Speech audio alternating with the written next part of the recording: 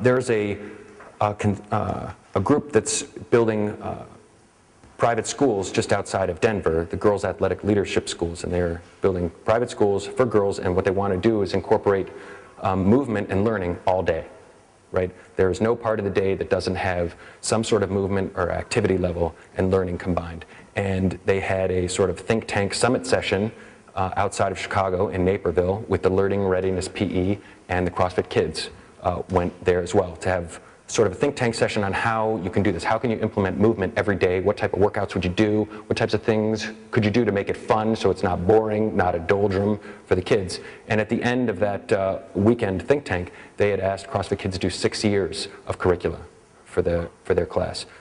I think that's really where the best results and the real research is going to happen, when you incorporate this all the time, when it's an active part of an entire day for kids, not just a blip here and a blip there during the day, but when it's throughout the day and looking at the activity of these kids when they come out of high school, how they perform in college, what their association with exercise is, and their academic performance will be pretty amazing stuff.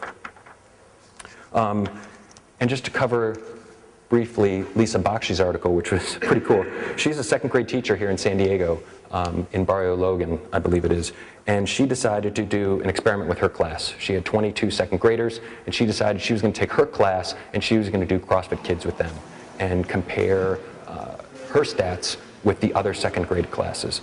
And she did 30 minutes of CrossFit Kids every day versus the standard PE for the school, which I still can't believe this, and I've read it several times. It's 50 minutes of PE every 6 weeks. So I think that's, at the end of 6 weeks, you have 50 minutes of PE, okay? And so for hers, I want you to understand, she took time out of teaching.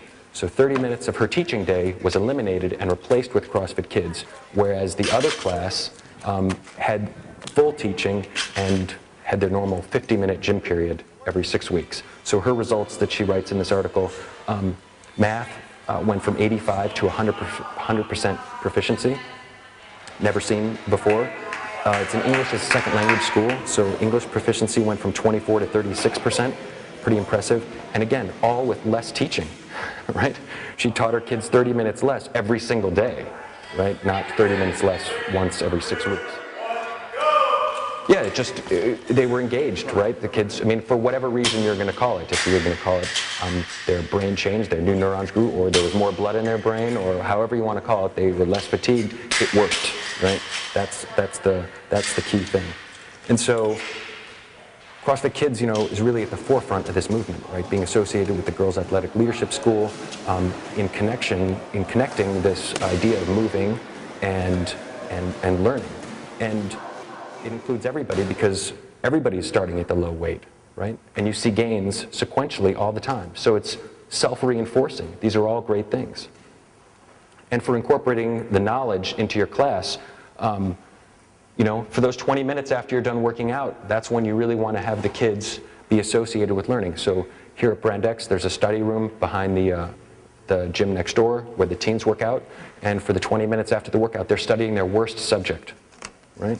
So they go in, and after a quick stretch, they have 20 minutes of solid time to make up the hour. The class is done in 40 minutes. It's scheduled for an hour, so for those last 20 minutes, they take their worst subject, and that's what they study on. And so that brings me sort of to the final practical approach on what you can accomplish